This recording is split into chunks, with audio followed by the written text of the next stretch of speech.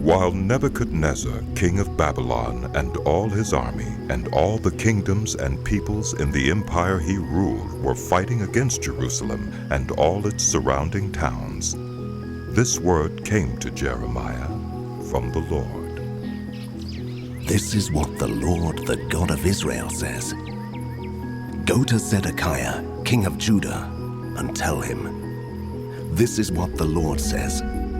I am about to give this city into the hands of the king of Babylon, and he will burn it down. You will not escape from his grasp, but will surely be captured and given into his hands.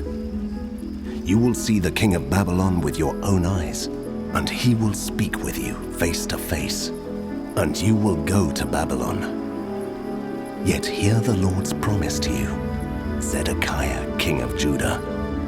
This is what the Lord says concerning you. You will not die by the sword. You will die peacefully.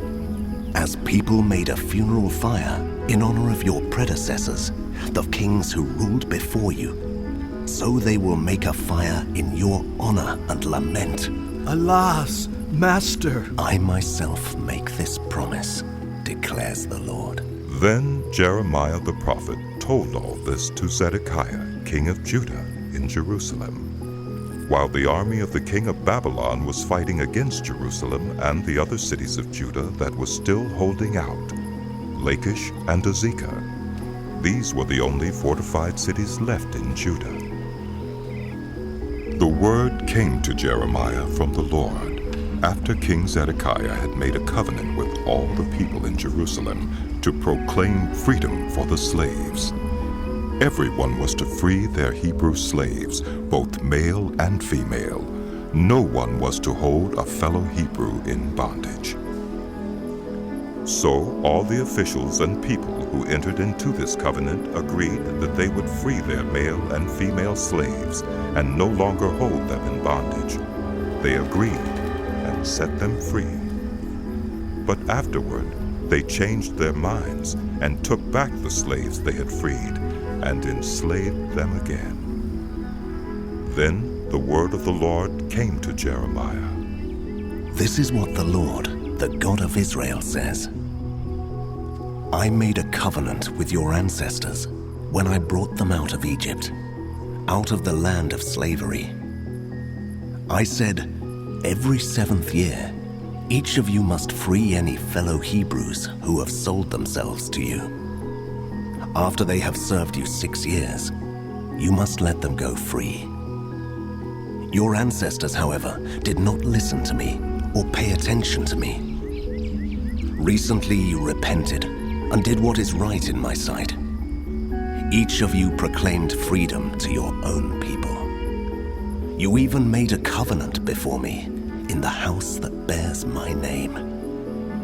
But now you have turned around and profaned my name. Each of you has taken back the male and female slaves you had set free to go where they wished. You have forced them to become your slaves again. Therefore, this is what the Lord says. You have not obeyed me. You have not proclaimed freedom to your own people. So I now proclaim freedom for you, declares the Lord. Freedom to fall by the sword, plague, and famine. I will make you abhorrent to all the kingdoms of the earth.